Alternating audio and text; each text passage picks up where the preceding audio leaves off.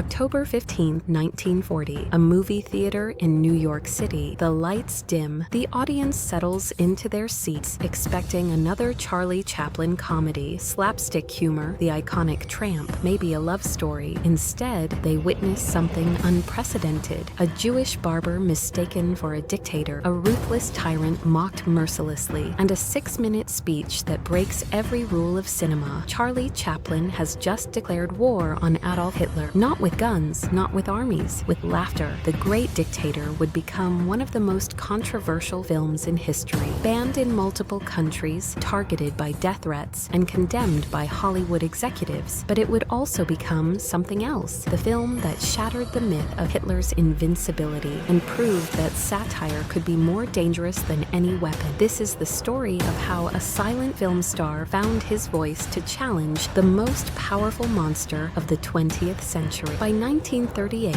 Adolf Hitler had conquered Austria. Czechoslovakia was next. The world watched in horror as Nazi Germany expanded, imprisoned millions, and built an empire on hatred. Yet America remained isolationist. Hollywood stayed silent. Studios with financial interests in European markets refused to criticize the Third Reich openly. Charlie Chaplin watched differently. He saw something others missed. Hitler had stolen his mustache. The observation sounds absurd, almost comedic, but Chaplin recognized the power of image. Hitler's carefully crafted persona, the stiff posture, the theatrical gestures, the iconic toothbrush mustache was performance art, propaganda through aesthetics. Hitler understood what Chaplin had always known: control the image, control the narrative, and Chaplin decided to steal it back. In 1938, he announced his next project, a satire about a dictator named Adolf Hitler, ruler of Tamania, whose symbol wasn't a swastika, but a double cross. The parallels were unmistakable. This wasn't subtle allegory. This was a direct attack. Hollywood panicked. Studio executives begged Chaplin to reconsider. "You'll ruin your career," they warned. "You'll lose the European market. Germany will ban your films forever." Chaplin didn't care. He had already lost Germany. His films were banned there in 1933, the moment Hitler took power. The Nazis called him a Jewish acrobat, a lie designed to delegitimize him. Chaplin wasn't Jewish, but the accusation revealed everything. In Nazi ideology, anyone who opposed them, anyone with empathy or intelligence, was labeled as the other. The threats escalated. Anonymous letters arrived at Chaplin's home, promising violence if the film proceeded. Nazi sympathizers in America, and there were many, organized boycotts before a single frame was shot. The German-American Bund, a pro-Nazi organization with 25,000 members, publicly condemned the project. British intelligence warned Chaplin that his name appeared on a Nazi hit list. If Germany invaded England, he would be arrested immediately. Still, Chaplin continued filming because he understood something crucial. Hitler's power relied on fear and reverence. Mock him, and you expose him. Make people laugh at a tyrant, and the tyrant loses his armor. Filming The Great Dictator was unlike anything Chaplin had attempted. For the first time in his career, he would speak on screen. The silent film era had ended a decade earlier, but Chaplin had resisted. His art was physical, universal. Sound felt like a compromise. But this film demanded words. You couldn't satirize fascist rhetoric without language. You couldn't dismantle propaganda without speaking back. Chaplin wrote the entire script himself. He composed the music. He directed, produced, and starred in dual roles: Adolf Hitler, the dictator, and a nameless Jewish barber who looked identical to him. The duality was intentional. Two men, same face, opposite souls. The barber represented innocence, kindness, the ordinary person crushed by totalitarian machinery. Hitler represented ego, cruelty, absurdity, elevated to power. Chaplin played both with equal commitment. The most famous scene required no words. Hitler dancing with a giant globe balloon, dreaming of world domination, caressing the planet like a lover before it bursts in his hands. The symbolism was brutal. Hitler's ambitions, beautiful and fragile, destined to collapse under their own delusion. Filming that scene took 42 takes. Chaplin was obsessed with perfection, demanding the balloon's movements sync with Wagner's music. When it finally worked, the crew stood in silence. They understood they had just witnessed something historic, but the globe scene wasn't the film's climax. That came in the final 6 minutes. The Jewish Jewish barber, mistaken for Hinkle, is forced to give a speech to the masses. The crowd expects propaganda. Instead, they hear a plea for humanity. Chaplin breaks character. He steps outside the narrative. He looks directly into the camera and speaks, not as the barber, not as Hinkle, but as himself. "I'm sorry, but I don't want to be an emperor. That's not my business. I don't want to rule or conquer anyone. I should like to help everyone if possible." The speech lasts 6 minutes. It condemns greed, hatred, and nationalism. It calls for compassion, reason, and democracy. It ends with a direct appeal. "Soldiers, don't give yourselves to brutes, men who despise you and enslave you. You are not machines. You are not cattle. You are men." The crew watched in stunned silence. Some wept. Others felt uncomfortable. It was too political, too earnest, too much. Chaplin knew it was risky, breaking the fourth wall, abandoning comedy for sincere rhetoric. It violated every cinematic convention. Critics would call it preachy. Audiences might reject it. But Chaplin also knew this speech wasn't for 1940. It was for history. The Great Dictator premiered in October 1940. Germany and Italy banned it immediately. Spain, Portugal, and several South American countries followed. In neutral Ireland, the government blocked its release to avoid offending Germany. American isolationists attacked the film as Jewish propaganda designed to drag the U.S. into a European war. The isolationist press accused Chaplin of warmongering. Senators called for investigations. The FBI, already monitoring Chaplin for suspected communist sympathies, added the film to his growing dossier. Hollywood's Jewish studio heads, men like Louis B. Mayer and Jack Warner, distanced themselves from the project. They feared anti-Semitic backlash. They worried about losing the remaining European markets. They praised the film privately, but refused to defend it publicly. Even some liberals criticized Chaplin. "Too much speech, not enough comedy," they said. "You've turned satire into a sermon." Chaplin stood alone, defending his work with quiet defiance. "I wanted to see the return of decency and kindness. I wanted to make people laugh and cry and think." Then Pearl Harbor happened, December 7th, 1941. America entered World War II. Overnight, The Great Dictator transformed from controversial art into patriotic necessity. The U.S. government encouraged theaters to screen it. The film became a recruitment tool. Its final speech, replayed in newsreels and military propaganda. Soldiers watched it before deployment. Resistance fighters in occupied Europe smuggled bootleg copies, screening it in basements and hidden theaters. In the ghettos of Warsaw and Krakow, Jews whispered the barber's lines to each other, clinging to the hope that somewhere, someone still believed in humanity. The film earned 5 Academy Award nominations, including Best Picture. It became Chaplin's highest-grossing film to that point. Critics who had dismissed it reconsidered. Chaplin wasn't preaching, one wrote. He was prophesying. Of course not